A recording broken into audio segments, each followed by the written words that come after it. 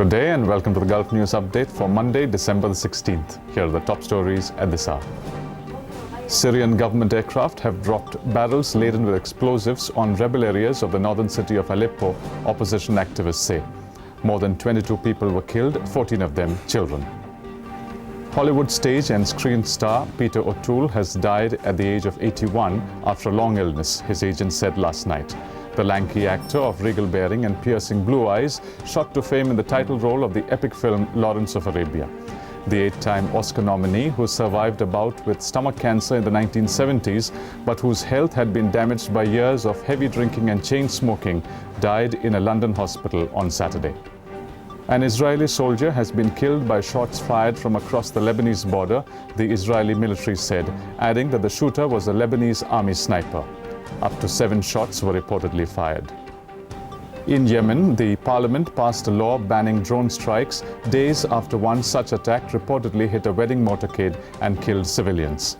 The US military operates all unmanned aircraft flying over Yemen in support of Sana's campaign against Al-Qaeda and has killed dozens of militants in an intensified campaign this year. In India, the Speaker of the lower house of Parliament said today that despite the government having brought out a tougher law to fight sexual harassment, nothing has changed in the past year and society must rise to ensure the safety of women. Meera Kumar was speaking on the anniversary of the December 16 Delhi gang rape, after which people demanded a stronger law to fight rape and sexual harassment. Further population growth in the UAE is expected to increase remittances from the country by 8% over the next 2 years, according to estimates by HSBC. The surge will push the total remittances from the UAE to more than $13.28 billion by the end of 2015. Dubai's hosting of the World Expo will also be a major catalyst for the remittance market, the bank said.